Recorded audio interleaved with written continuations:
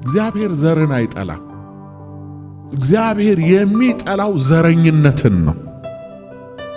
ዘረኝነት ዘርን ከመቁጠር፣ ነገድን ከመቁጠር፣ የተገኘህበትን ምንጭ ከመቁጠር ያለፈ አሉታዊ ገጽታ ያለው ነገር እንደሆነ ይገባችኋል። ዘረኝነት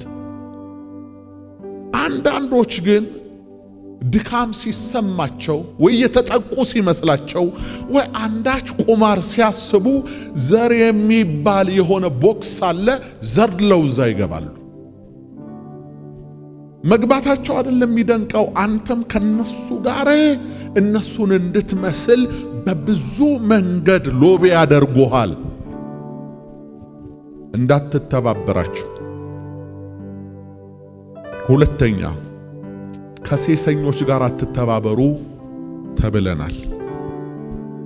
አንደኛ ቆሮንቶስ ምዕራፍ 5 ቁጥር 9 ከሴሰኞች ጋር እንዳትተባበሩ ይላል።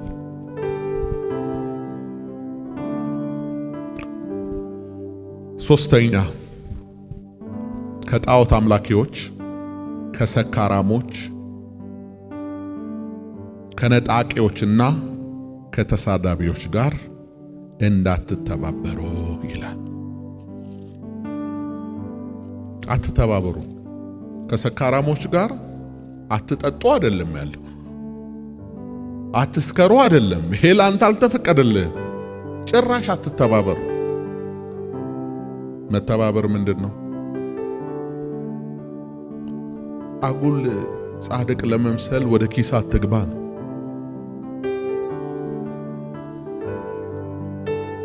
ገንዘብህም አንተም የሱ ነህ።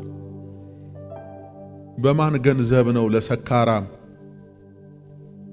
እድሜ ዘመኑን እየጠጣ ከዛ ህይወት ባለመውጣት ለቤተሰቡም ለሀገሩም ሸክም ለሆነው ደንበኛው ነህ አንተ የሱ።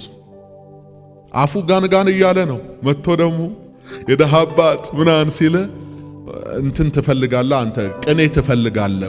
ልብህ የደሃ አባት አይደለም። አንተ አስመሳይ ነህ። አስመሳይ። ስንት ደሃ አለ የራበው፣ ስንት ደሃ አለ የጠማው የቸገረው። ለነሱ እንጀራህን አትቆርስም፣ ለነሱ የሆነ ነገር አታደርግም።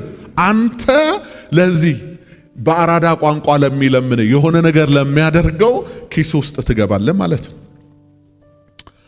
ጥንቃቄ አርግ። አንደኛ ቆሮንቶስ ምዕራፍ 5 ቁጥር 9 ምን ይላል?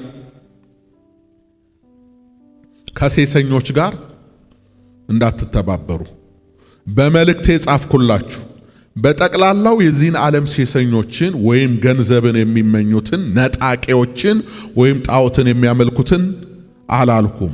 ይህስ ቢሆን ከዓለም ልትወጡ ይገባችሁ ነበር። አሁን ግን ወንድሞች ከሚባሉት አንዱ ሴሰኛ ወይንም ገንዘብ የሚመኝ ወይንም ጣዖትን የሚያመልክ ወይም ተሳዳቢ አይተሃል። በዓለም ላይ ሴሰኞች አሉ፣ ነጣቂዎች አሉ፣ አመንዝሮች አሉ፣ ሰካራሞች አሉ።